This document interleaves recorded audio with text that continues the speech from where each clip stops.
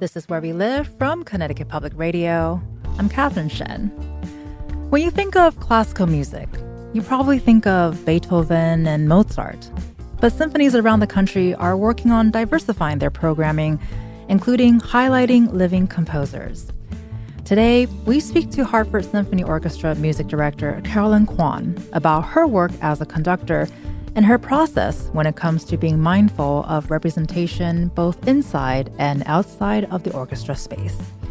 But first up, Tyler Kline is a composer and host of The Modern Notebook, a radio program featuring the works of contemporary classical music. He's also host of the new podcast, Music/Maker with Tyler Kline, where he interviews living composers. Tyler, welcome to the show today. Hi, Catherine. I'm really glad to be here. Well, we're very glad that you're here too. And I want to start the conversation by asking you if you can help us sort of understand and define contemporary classical music. What does that mean? So I think it could mean maybe one of two things, and I'll tell you which definition I like a little better.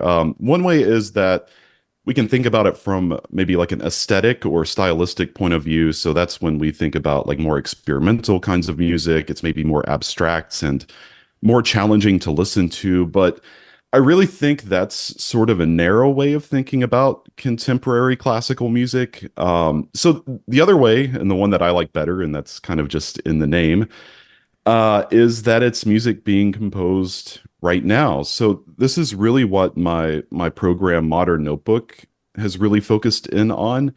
It's become really just music by living composers for the most part. I do play music by folks from the past, a little bit in the past, Right. but it's really become music written in the past 20 years and oftentimes music written in the past 5 years. So I think that really this is just a more inclusive way of looking at what contemporary music is, and it's thinking about the entire spectrum of what it could be a lot of things. It could be music that is inspired by traditional classical music. It could be inspired by jazz.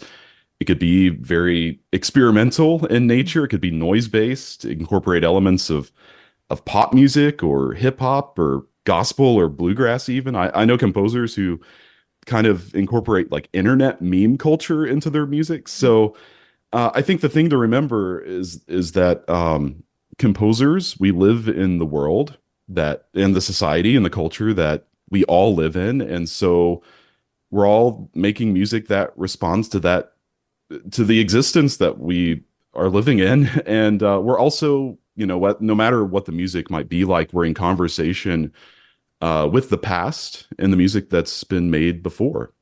And I think it's because when we hear classical music, that already kind of limits what we think it is. But just by how you describe it, it's a lot broader than I think what it's meant to be, it sounds like. And so when we're talking about contemporary classical music, does it also mean featuring music of more diverse musicians and composers? Because we do have more access to them today.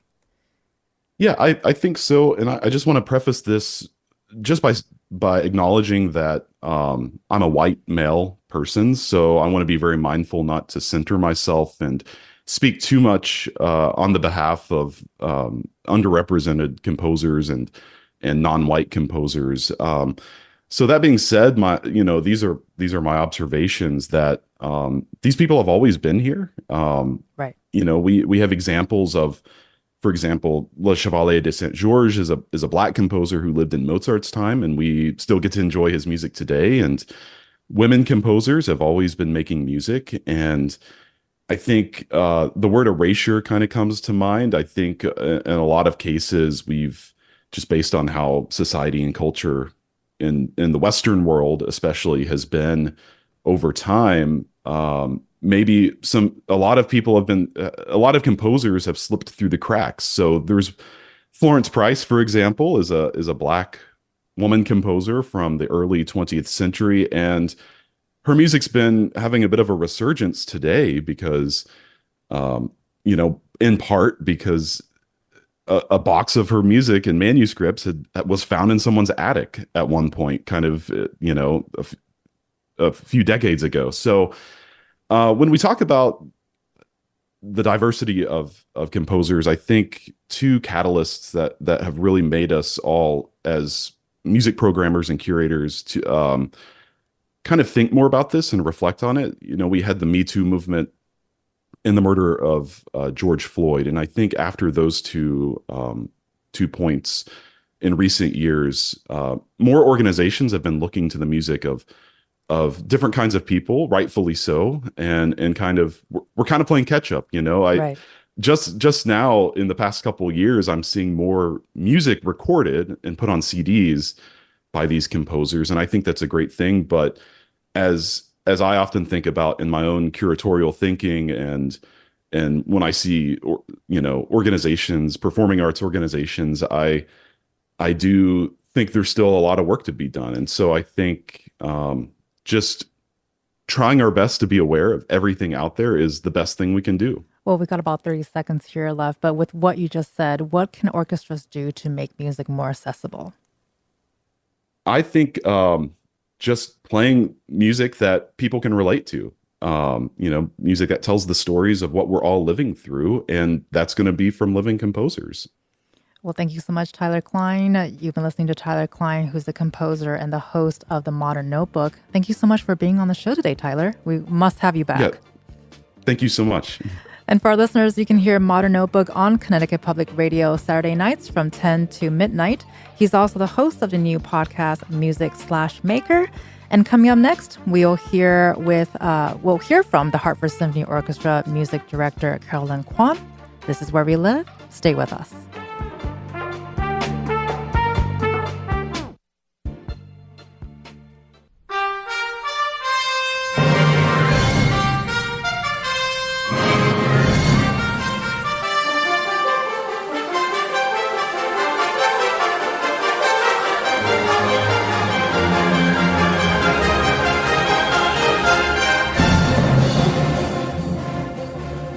This is Where We Live from Connecticut Public Radio. I'm Catherine Shen. Carolyn Kuan has been the music director of the Hartford Symphony Orchestra since 2011. Born in Taipei, she was drawn to music at a young age. Today, we spoke about her past, her work as conductor, and the driving forces behind her music. I started our conversation by asking her about her origin story. I think you first got introduced to music because your brother was gifted a piano.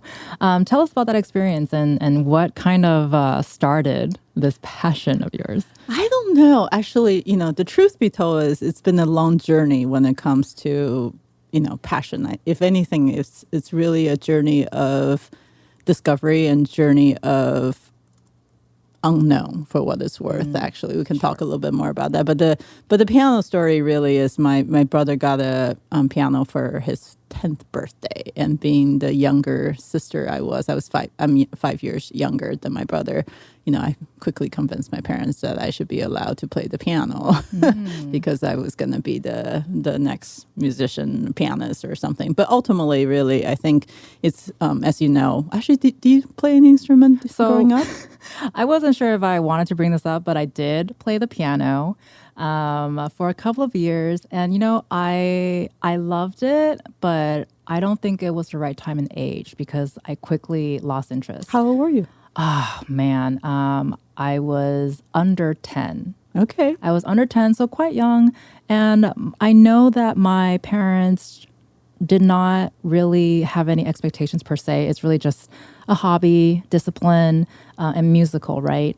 And I think I enjoyed the musical aspect. I was not a very disciplined student. Actually, it was exactly the same story with me. Actually, all right, so I feel a little bit better. So yes, I quickly convinced my parents I should be allowed to play this fancy piano that my brother just got. But ultimately, I found piano kind of lonely. I think I would have been better as a violinist, maybe. But, as you can probably relate to this, Asian parents, girls, a lot of Asian girls play the piano or violin is considered good upbringing so that we can get married off well, with some elegance and skills.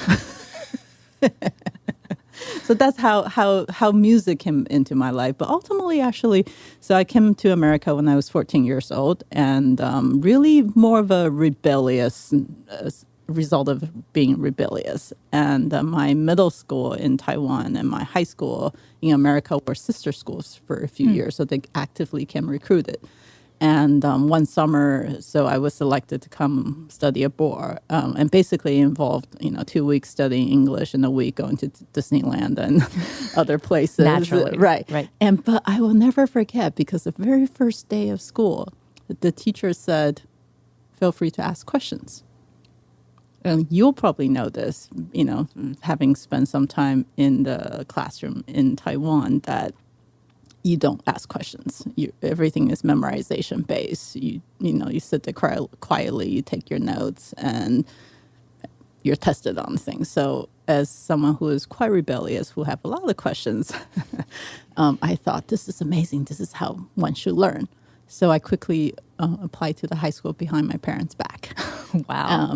Northfield Mount Herman School. And I got in, and I think I was having a fight with my mom that day. And I said, I'm leaving. I'm going to go to America for high school.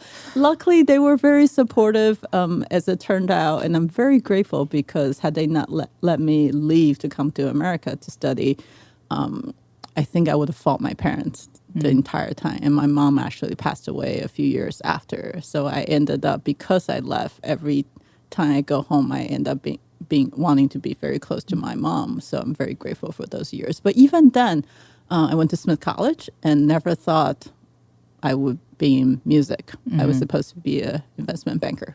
That's quite the shift. Yes.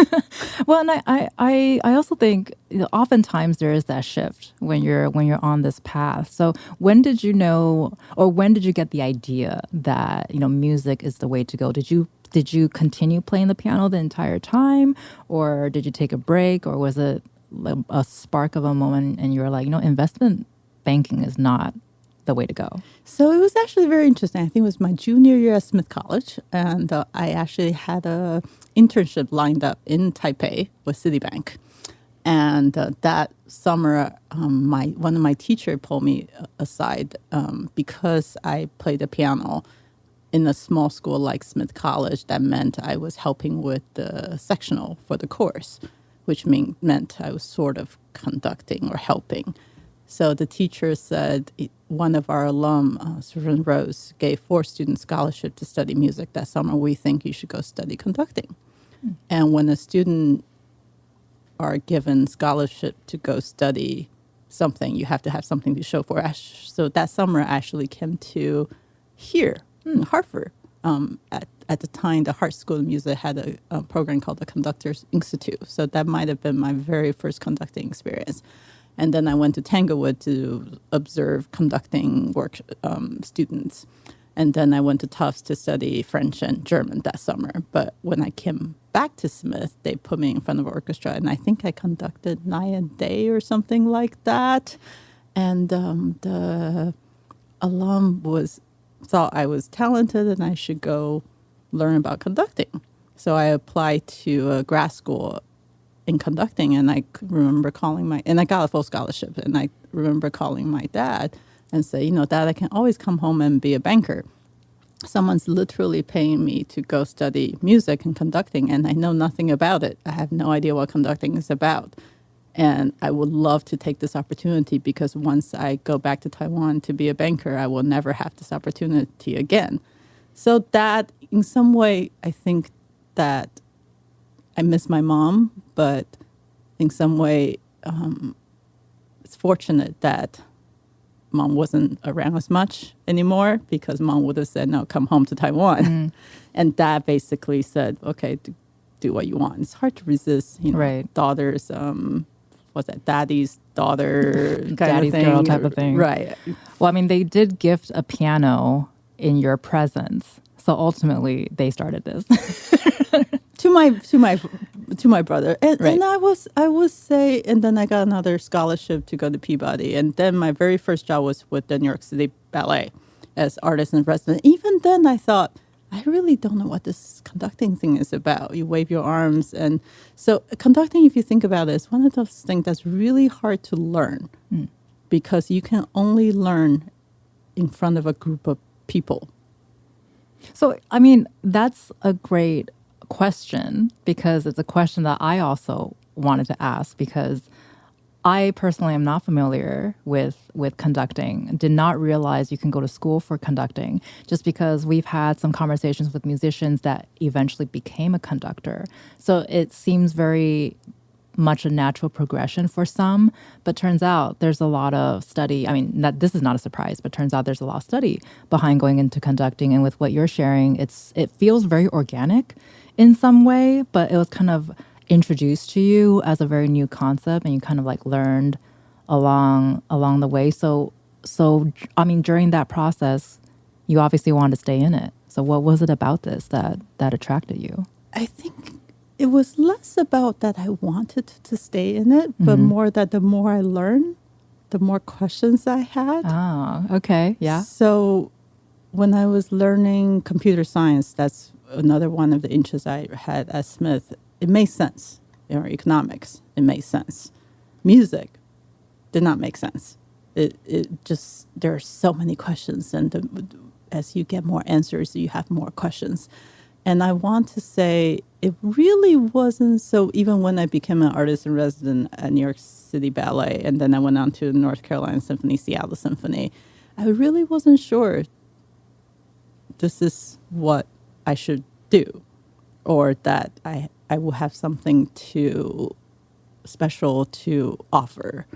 And I think that's the question ultimately I keep coming back to, why do we do what we do? Why do you do what you do in many ways? Why are you still doing what you do? Right. And that's a question I constantly ask myself. So it really wasn't until I became the music director at Hartford Symphony, I finally called my dad and say, you know what, Dad, I don't think I'm coming home. I right. don't think investment banking is going to do it for me, because I think what drives me more than anything is this desire to want to make a difference. Mm. And I often joke that if I weren't a conductor, I would probably end up in Yale School of Forestry, sort of conservation. And in some way, music is kind of inner conservation. Sure. In a way. Yeah. But I still find, I still ask, why am I doing this? And what keeps me going? Well, it's the conservation of culture, history, and language, I think, to a certain extent. And I mean, you just listed out a bunch of orchestras that you were a part of. So how did you end up in Hartford? Is there something about the orchestra that you're like, that's what fits what I want to do? That's the philosophy that I follow? Are those things that you think about before you commit to a role like this?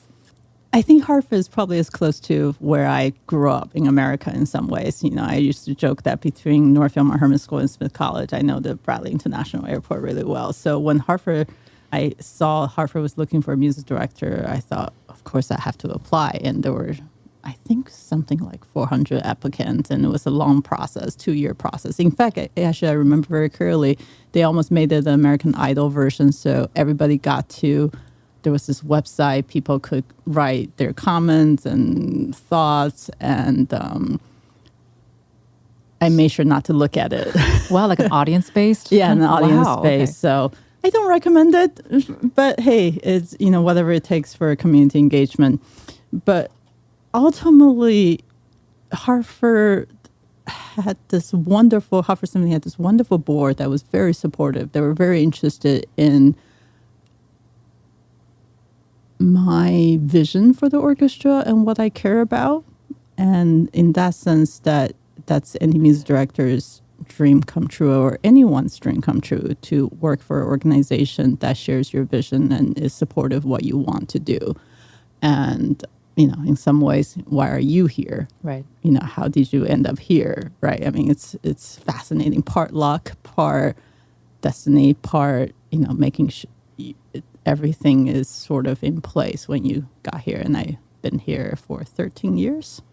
So can you tell us about your vision and how has it changed over the 13 years? Because you were also here during the pandemic, which plays, I think, a really big role. Music played a really big role during that time too, right? Yeah, I would say, interestingly, I feel like I know a lot more when I first started than I do now, if anything. If one could say, when I first started, I mean, I still believe the same thing, that the arts organization like the Symphony should be there to serve the community. And very much that has been my driving force. Is how do we make a difference? How do we connect with the community? So my very first concert, for example, was an open concert for the public. And we now have a Symphony in Park concert that is available for free for everyone. That happens right here in the Bushnell Park. And we actively seek partners. So we've worked with just about everyone you can think of: Hartford Stage, Wadsworth, New Britain Museum, anyone who has an interest to collaborate. We love collaboration. We love to highlight others and give space to others in the locally as well as other places. So very much it's been a journey of how do we serve this community. And I mentioned that I don't know as well anymore because I feel like our world is changing a lot. And it feels like there should be, you wonder if there is another component to it. So one of the areas I've been sort of spending more time thinking about is this idea that with the world ever more chaotic, music in many ways is the counterweight, in the sense that it's similar to yoga, to meditation. It's a vehicle, it's a really good first step to stepping back and not think as much or stop thinking altogether. And if you think about listening to music, it's about this note, the next note, the next note. And it's okay if your mind wanders, but you can always come back to the next note. And that's exactly what meditation in some ways is about. So more and more I'm thinking about how do I create experience? How do we create more opportunity for people to get to know music in the ways of getting to know their consciousness, getting to learn about not thinking, getting to using music as a way, as the counterweight to the chaotic craziness in the world. Well, I'm sure a lot of people, including myself, would love some moments of not having to think about things. I think just give your brain a little break. And I think music is one of those unique avenues where it transcends culture, right? It transcends language. You don't need to understand a certain language to enjoy a piece of music. And of course, today we're talking more specifically about what's more traditional classical music. And you mentioned community so many times, wanting to be out there and to invite people in. So because the orchestra, I think even just hearing the phrase, it can be intimidating for some, right? I think the culture is changing a little bit, but like change, it's always a little bit like molasses sometimes. But, it's viewed as a very formal setting. You get dressed up, you wear a tux, you wear a gown. But it sounds like the Hartford Symphony Orchestra is taking a different approach. And especially with what you just shared, you want it to be more open to people. You tell people to dress exactly what they want to dress and clap when they want to clap. I know clapping can be a very controversial topic. But can you talk about the ways that you are working to make the orchestra more inclusive and accessible to audiences, to people?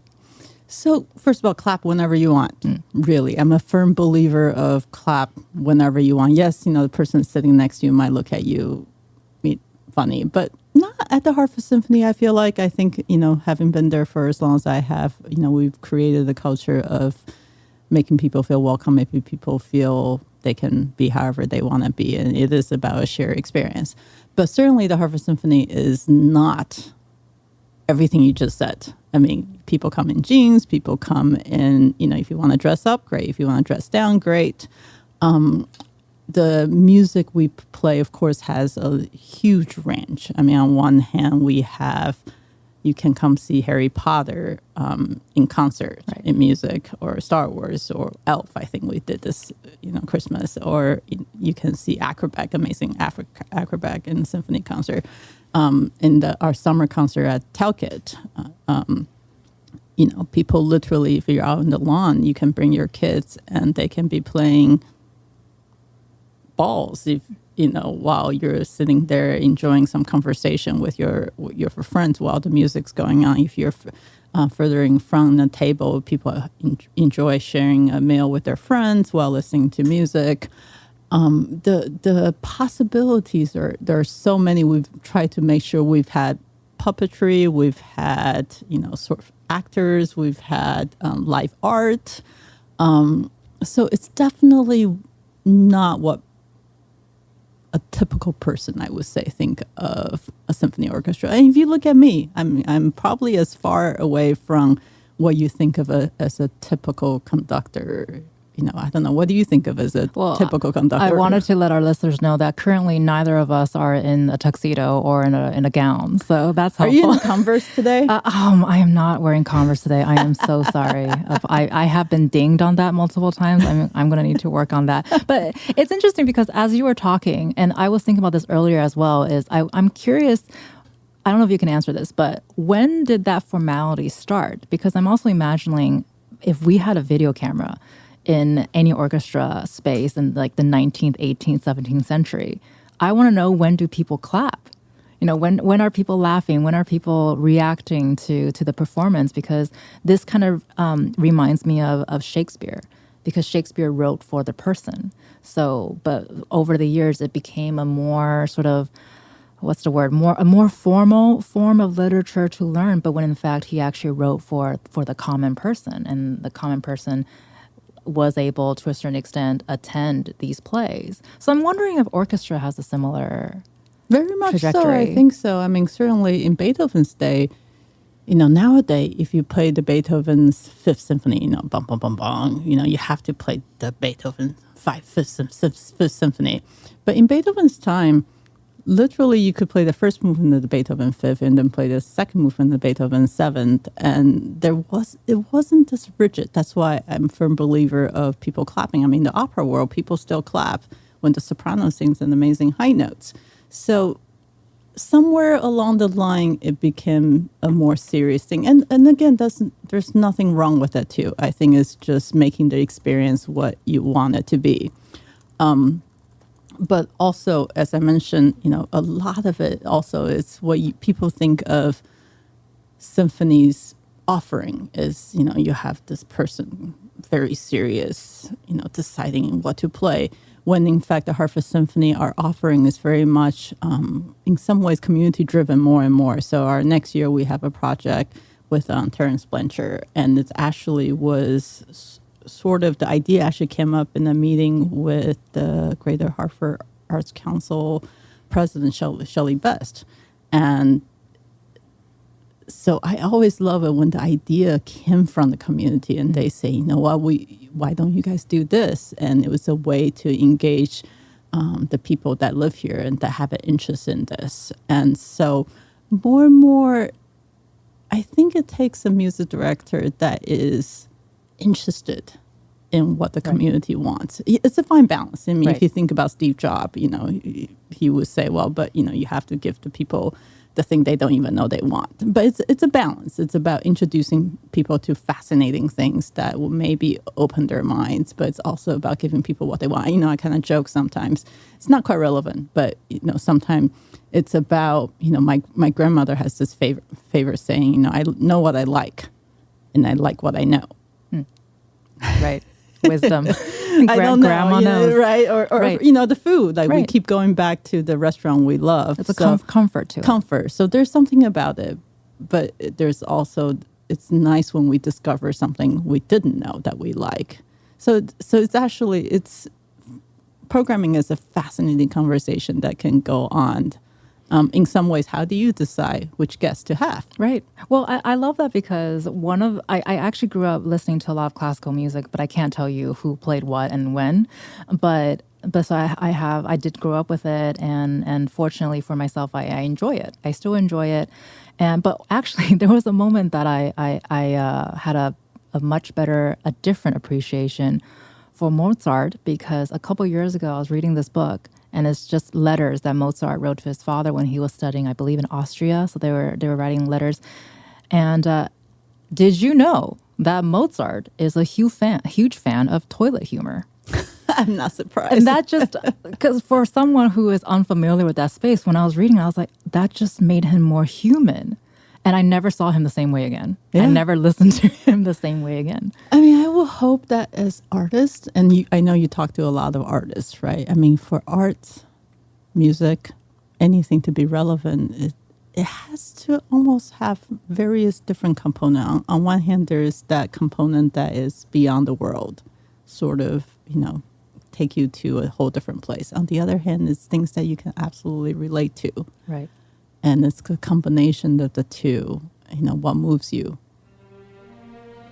It's hard to say. And of course, when you have an audience of 1,000, 2,000, how do you create an experience that moves everybody? And there's something about shared experience, though. It's probably the same reason, people go to church or people go do yoga together. And when you're together having a shared experience, there's a vibration that is kind of enhance the experience and makes it that much more special. And kind of coming back to your comment earlier about, this shared language. And it's a language that you don't have to describe. It doesn't matter what your background is. It doesn't matter what you believe. Maybe enjoying a piece of music is one of the few ways we can all still come together despite our disagreement in the world. Maybe. My guest today was Carolyn Kuan, music director at the Hartford Symphony Orchestra. Coming up, we talk about how the orchestra is striving to become more inclusive and diverse, and what that work looks like. This is Where We Live. Stay with us.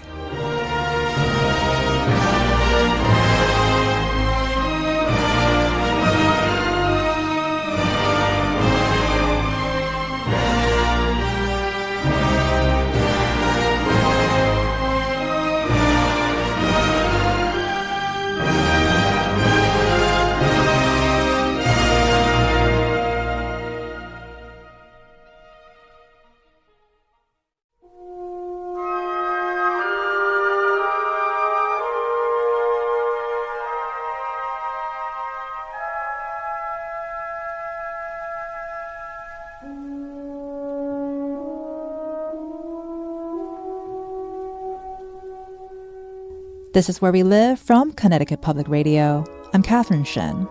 My guest today is Hartford Symphony Orchestra music director Carolyn Kuan. Like many organizations, Hartford Symphony Orchestra has put forth diversity and inclusivity commitments, stating that they are diversifying programming by considering race, ethnicity, and gender identity in the composers whose music that we perform. With this mission in mind, I asked Maestro Kuan how composers and music are chosen. When you think about diversity and inclusivity, you try to include everybody, of course.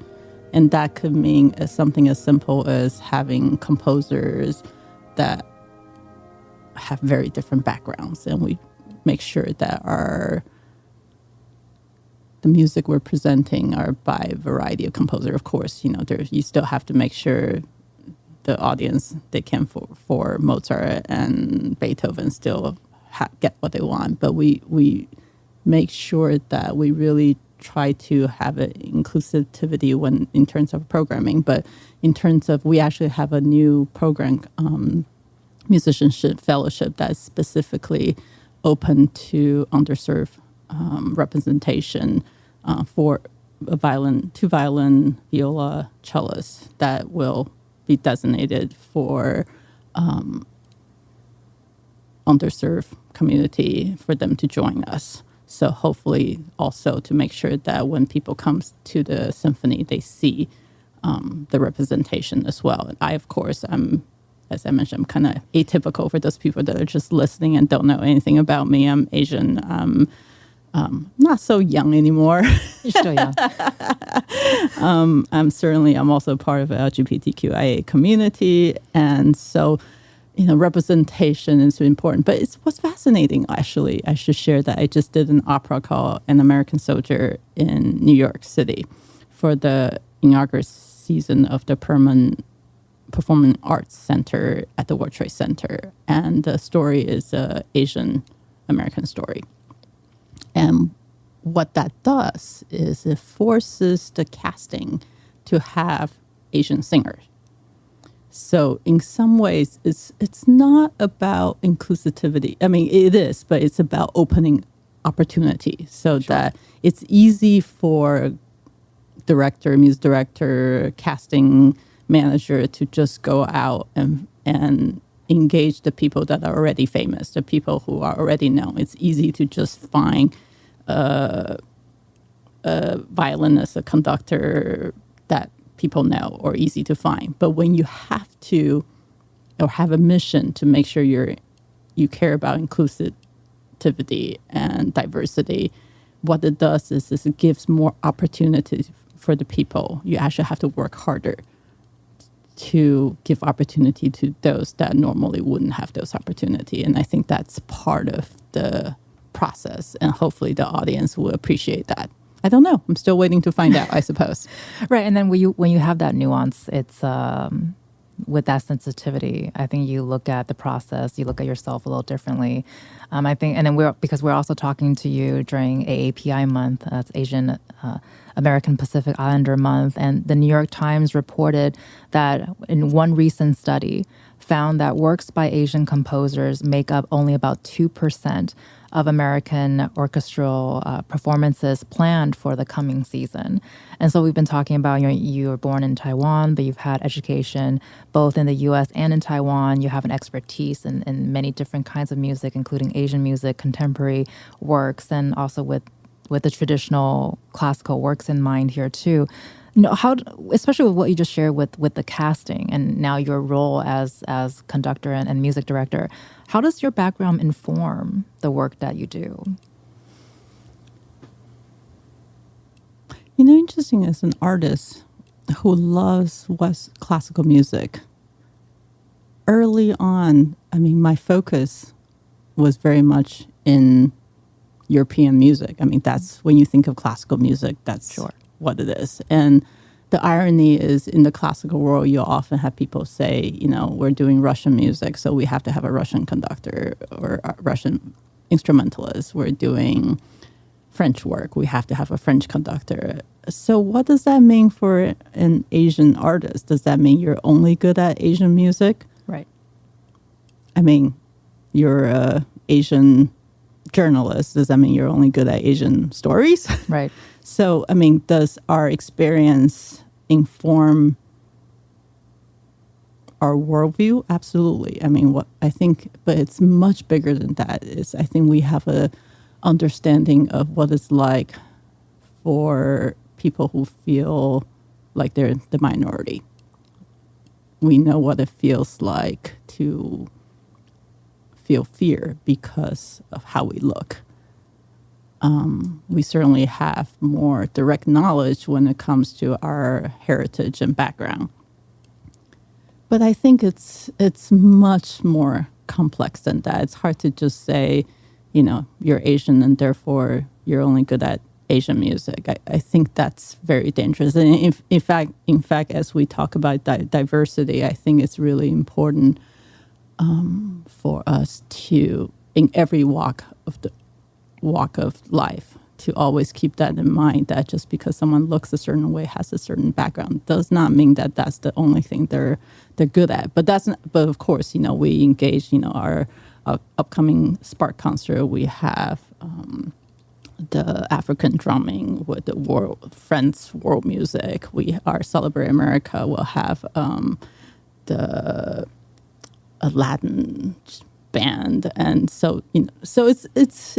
I think the older I get, I think all the things in the world feels much more multidimensional than a simple answer. Right. And more, I always come back to, I don't know, but let's keep an open mind and let's always try to do the right thing. Let's have the integrity to try to do the right thing and try to make a difference and hope that brings people in and hope that is meaningful to people.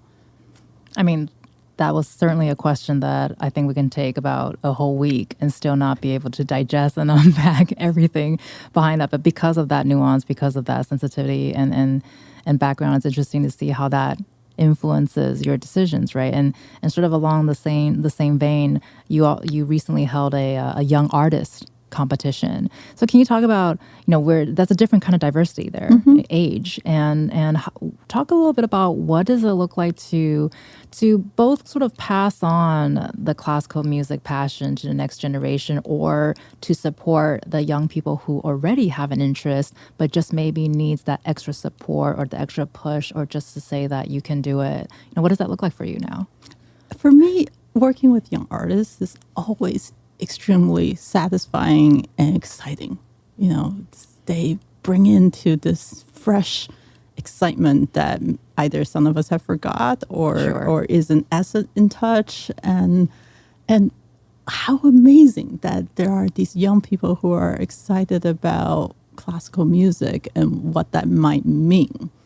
And for us, as a main symphony orchestra in the region. I mean, Hartford Symphony is the second largest symphony orchestra in New England after the Boston Symphony. So we have a certain responsibility too to support the young people that are amazing and fantastic. And people are constantly getting better and better.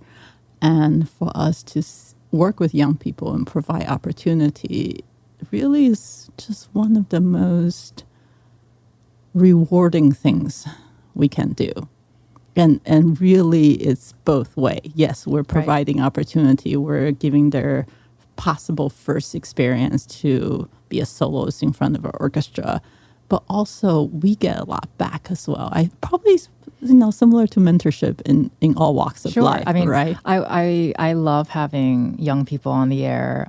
We've had quite a few Gen Zers on since my tenure, and do want to give more voices to young people. But every time they're on, I'm just amazed. Because when I was 15 years old, I was not doing that.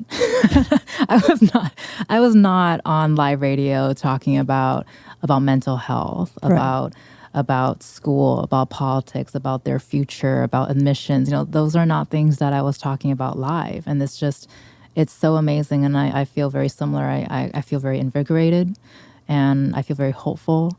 And I must admit that disconnect is going to start being larger and larger. So I really hope that I can continue to be as connected as possible by opening up the airwaves for them and to connect in that way. And so, with you working with young people and having them involved, what's their reaction like? Do they like coming in? Are they excited? Or I can kind of feel the energy already, even just by you describing your experience. I think young artists, of course they're excited. I mean, for many of them, it's their first time playing with an orchestra, literally in front of an orchestra. Right. So that's a little bit different. But so for me, it's also just, they're the ones that are going to keep doing this and maybe do things the same, maybe do things differently. And also they're the ones that I'm fascinating about how, we need them in many ways also to connect with the audience that are younger, possibly. Right. So again, everything is not a straight answer. Everything is multifaceted. And, how do we support them so that we can also learn from them? And can you also talk about this upcoming season with the orchestra? What will make it stand out, and what can we look forward to? So our next concert is a concert with the Planets by host. And first of all, it's a giant orchestra. Right. It's the largest orchestra we will have this season. And the amount of sound coming out, there's nothing quite like it. But also for me, there's another, I sort of alluded to sort of my exploration with consciousness and what it means to enjoy music. There's something about this piece, this, sort of looking into the universe that I'm hoping that can open some doors to people maybe who have never heard music, maybe want to come in and experience it for the first time. Probably you'll have some people that tell me, wow, that sounds like John Williams. Well, John Williams actually borrowed some music from the Planets. Stravinsky has this great saying of good composer borrow, great composer steal. And John Williams definitely still very well from the Planets. And also our Joyce Wallace Artist of the Year is playing Brook Violin Concerto. She's an amazing artist, and we've been so fortunate to have her with us all year. And opening a piece, Amen, by Carl Simon, a BIPOC composer who has a unique voice. And that's our actually closing concert, our big finale this season. And then from that, we're actually going to go to our Spark concert, Symphony in the Parks, which is open to everybody. Again, there's something nice about just walking by and listening to some music. And the weather's not good. You get to come into the Bushnell. And of course, our Celebrate America and our summer concert out at Talcott for people to open and just enjoy. So for me, it really is a continuation of everything we believe in, making the music experience open to everybody and in as many different environment as possible. It's a place that's welcoming. It's a place that you can just come and forget about the world. You can talk about the world too. And I certainly try to do some of that sometimes because I feel like as an artist, there's a responsibility for us to speak the truth through our art. But it's a balance between that and creating an oasis where people can come and just stop thinking. So it's a combination. Of course, our next season is a large season where we have the Blanchard Project. We have actually Shelley Best narrating Peter and the Wolf. People would typically say, gosh, really? You're going to put Peter and the Wolf on the main concert series? Isn't that for kids? But my reaction's, why not? It's a piece people love. And we paired that with a symphony of meat and potato, his Fifth Symphony and stuff. So there's always a lot of different program. I would just say, if you've never been to a symphony, it's not what you think. And definitely, come check it out. And you might be surprised. So. Well, and we've covered a lot of topics in this conversation. Any final thoughts that you would like to leave our listeners with? Gosh, there's so many things one could say. The one thing that's constantly on my mind these days is just gratitude, actually. It's the one thing I feel like there's a lot of good in the world. Yes, there's a lot of issues in the world too, but there's a lot of gratitude. And for me, I'm just grateful to be able to have a conversation with you, to get to know you. I'm grateful for everybody that's listening to this program and supporting the wonderful work you do. And just in everyone listening, just find a moment to be grateful. And I think music is a big part of my life, and I would like to share that with everyone. And I think, music kind of leads to gratitude as well. But really just, connect with your consciousness and be grateful. And if music is a part of it, wonderful. If not, whatever it is, gratitude.